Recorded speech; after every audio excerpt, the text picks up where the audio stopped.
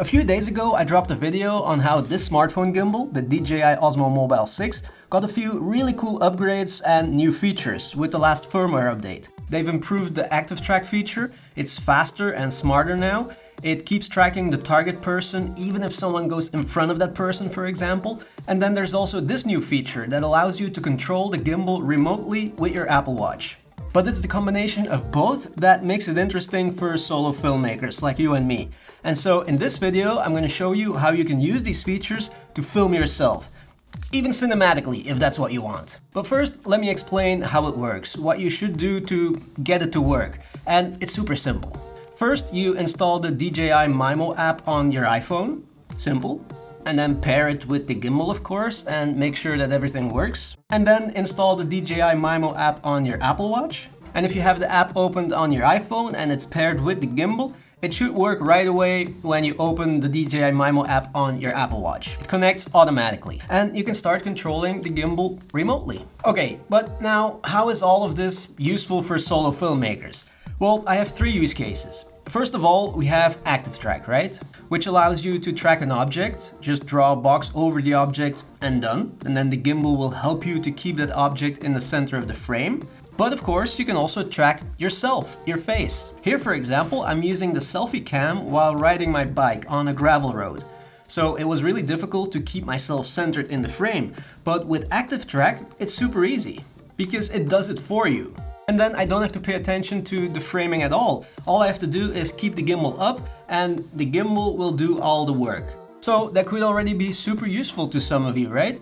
But it gets better. Because what if you don't want to use the selfie cam to film yourself? Because the selfie cam on a smartphone, a lot of times it's not super high quality, you know? Or at least not as high quality as the rear camera. Or what if you want to get a super wide shot of yourself and you're super far away from the smartphone? Well, with the Apple Watch remote control, you can now use the rear camera to film yourself because you can use the Apple Watch to check the frame and set up the shot from a distance. And then just start recording or take a photo. So this is really useful in a lot of situations. But it gets even better when we combine the ActiveTrack feature with the remote control Apple Watch feature.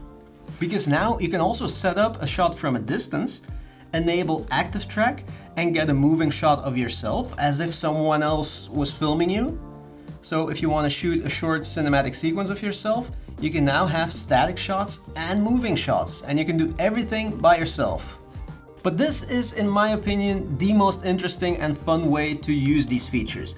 Let's say you're traveling or you're making a trip and you want to record a small clip or a short clip of you talking to the camera. Well, you can now, first of all, use the high quality rear camera to do your talking head videos, and you can set up the shot, enable ActiveTrack on your Apple Watch and start recording, of course. And then you just start talking to the camera. But you can also move around while you're talking to show something or to do something with your hands. And this takes your videos to a whole new level, right? Because if you practice a little bit, it works really well and it looks super good. And so instead of a boring static shot, you can now have dynamic moving shots of yourself and you can do everything by yourself. It's really cool. Okay.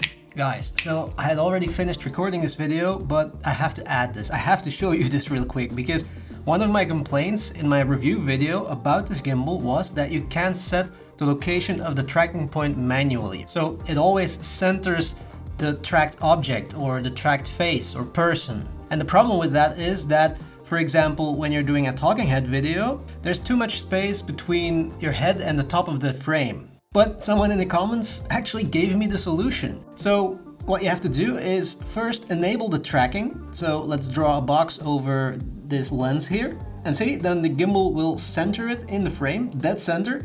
But if now you use the joystick on your gimbal or your Apple Watch to reframe the image, let's say something like this. So let's put the lens at the top of the frame and you leave it there, well, then the gimbal will keep that tracked object in that location at the top of the frame. But you can put it anywhere you want. So that's how you can manually adjust the composition when you're using that tracking feature. First, enable the tracking and then use the joystick to reframe the image. Thank you so much. I don't remember who it was, but thank you so much for leaving that comment. So, if you're a solo filmmaker and you want to spice up your videos and you have the Osmo Mobile 6 and an Apple Watch, give this a try because it really works and it looks super cool. So go out there, make some videos. Thank you so much for watching and see you in the next one.